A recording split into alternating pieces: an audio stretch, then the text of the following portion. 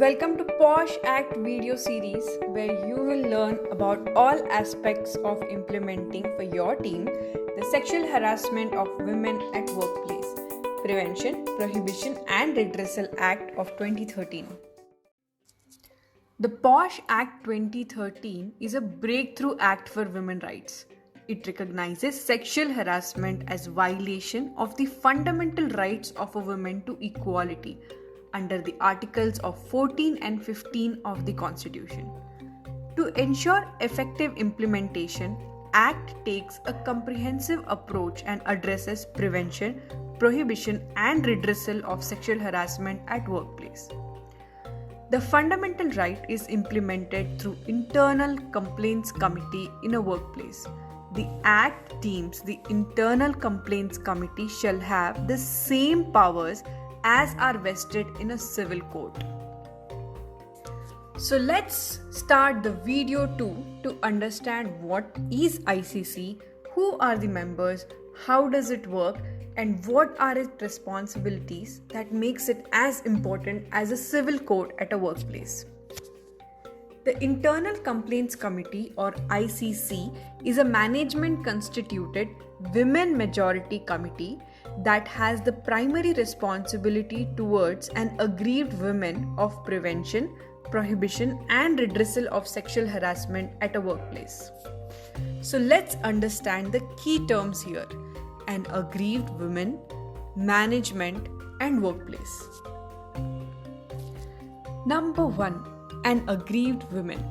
A woman of any age, whether employed or not, who alleges to have been subjected to any act of sexual harassment.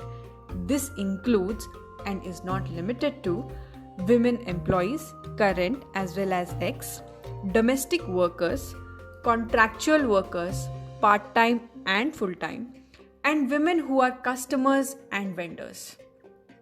Number 2. Workplace.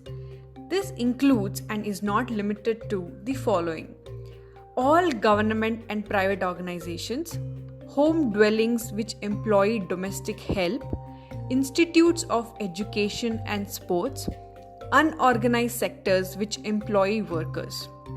Importantly, it also includes places visited by the employee during the course of employment, including transportation and hotel stay. Number 3. Employer and management. This refers to any person responsible for the management, supervision and control of the workplace, or someone who benefits from the employment, the person discharging contractual obligation with respect to his or her employees. Now that we know the key terms, let's understand the key responsibilities of ICC. Number 1 is prevention. ICC must monitor policy and procedures of hiring and appraisal to ensure no promise or threat of preferential or detrimental treatment related to current or future employment is being made.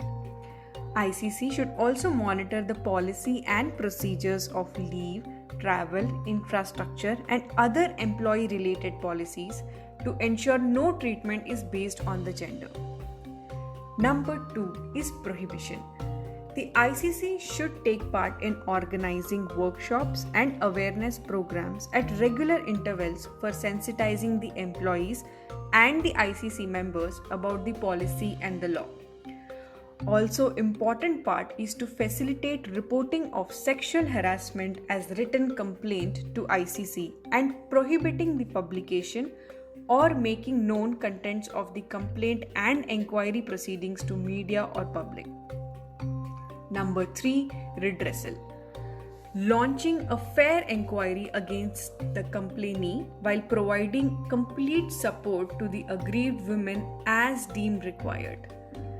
Recording the findings and taking appropriate action and providing a copy of it to the complainant, complainee and the management. These are the 3 key responsibilities of the ICC. So who exactly is in the Management Appointment ICC? Let's find out. The committee consists of a presiding officer who is a woman employed at a senior level at the workplace. 2 or more members from amongst employees preferably committed to the cause of women. 1 member from amongst a non-governmental organization committed to the cause of women. It's important to note that at least 1/2 of the total members so nominated shall be women in the ICC committee. Here are some important ground rules of this committee. Number 1, the presiding officers and every other member can hold the office for only 3 years. 2, if the workplace has branches in different cities, then each city should have a committee or a representative member. And 3, if complaint is against a member, they cannot participate in the inquiry and are to be replaced with a new member. Remember, ICC has same vested powers as civil court for the requirement of carrying out the proceeding, that is, summoning and enforcing attendance of any person and examining him on oath. B, requiring the discovery and production of documents. While it is mandated by law, having an active ICC that works in true spirit is a great way to communicate to your team that you are committed to the goal of safe workplace for women. And with this video, you have understood the most important step of implementing the POSH Act, the Internal Complaints Committee. Congratulations for taking the right step in protecting fundamental rights of women at workplace. One step that you can take today is ask the contact details of all the ICC members at your workplace. Thank you for joining us today. Subscribe to our channel for other videos in this series. Visit the Dhwani Legal Trust website for posters and documents related to the Act. See you in the next video.